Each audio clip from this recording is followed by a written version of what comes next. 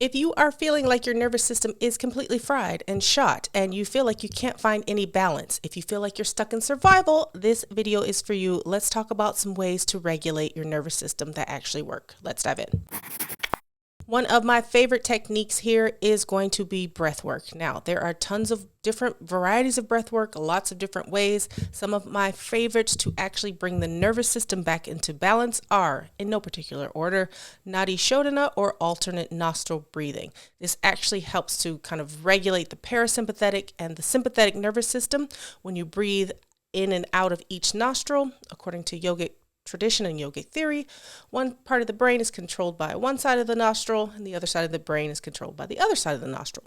So by regulating our breath through each nostril on each side, this is going to help to balance your nervous system and bring you a sense of peace and calm. And also when we start to regulate the length of the inhale and the length of the exhale, this also puts our parasympathetic and our sympathetic nervous system back into balance. So a practice like this is not only great right in the moment, but it's also great for long term. You're kind of training your nervous system to be in that state of balance. Another breathwork technique that I like also borrows from the yogic tradition. It is called the Ujjayi breath, and this is a breath in which you're actually kind of constricting the throat and breathing and working really with the diaphragm. Now, again, this works well because you're controlling the length of your inhale and your exhale.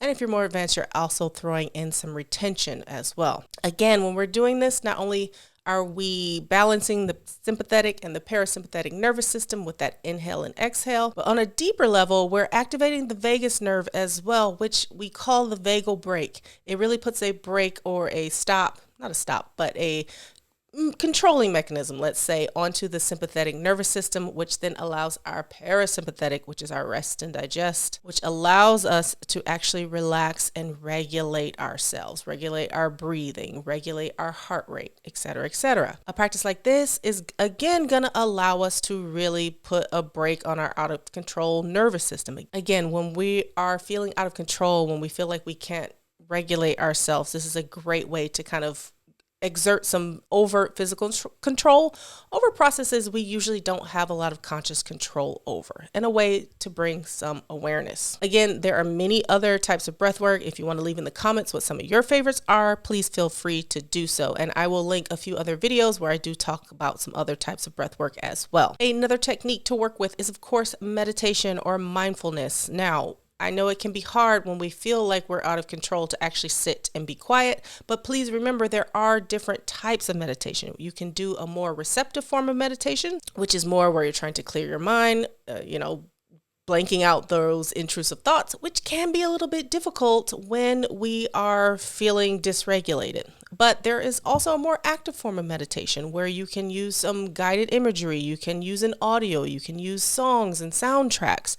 Those I tend to find a little bit easier, especially for beginner meditators, when you are really feeling dysregulated. So sometimes just having that voice to guide you, you don't have to think, you're not listening to your thoughts over necessarily. Well, hopefully that's the goal. But with a more active form of meditation that involves things like visualization or a guided meditation via audio, it's a lot easier to kind of relax and let go. Now, why is this important when our nervous system is dysregulated? Because what is actually happening when we enter that state of meditation or that state of concentration?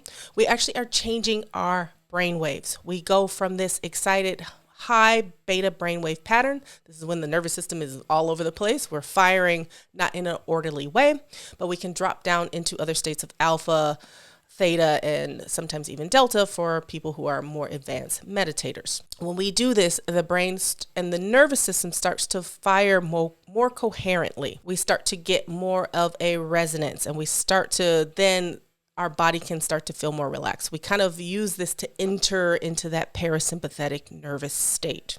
Now, I have a number of videos about meditation. I even think I have a guided beginner meditation. Again, I will leave all that linked below.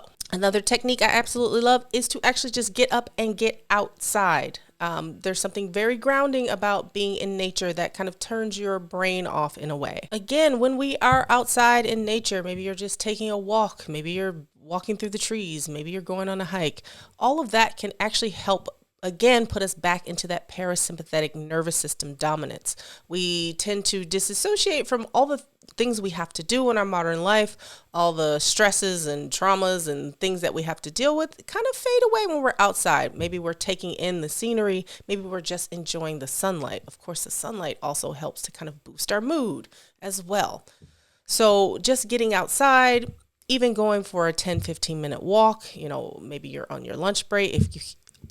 Maybe you can get outside and just enjoy nature in that way. That can help tremendously. It's always amazing how it can just really shift your mood. And one last thing I'll leave you with here is movement or some sort of exercise. Again, maybe taking a walk in nature, so you get double your fun right there, but also doing some sort of exercise. It could be something like yoga. It could be going on a bike ride. It could be going on a hike.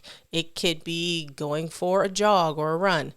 Now, here's where we get a little bit nuanced here. We don't want to do something that is something like high intensity interval training, because that's going to really kind of push our nervous system. Yes, we're going to get the endorphins and we're going to get that serotonin, that dopamine, all those things that make us feel good and boost our mood, and again, help to regulate our nervous system. So of course, there are tons of different other options out there for nervous system regulation, right? You got your biofeedback, you got your biohacking, you got your herbs and supplements. I talk a lot about all that stuff on the channel, right?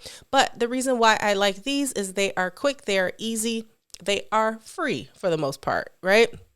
You can breathe all by yourself, right? Hopefully you're breathing by yourself. You can go outside, you can exercise, you can meditate. So my goal with this channel is always to empower you for taking responsibility for your health and wellness. With that being said, I do actually have a upcoming workshop we're going to work with breathwork and meditation techniques. So if you feel like you want some guidance or you want some help or you want somewhere to start, you can click on the link in the description box and learn more about that workshop, where we'll dive in more specifically into those different types of breathwork techniques and different types of meditation. So if you have any questions, as always, leave them down below.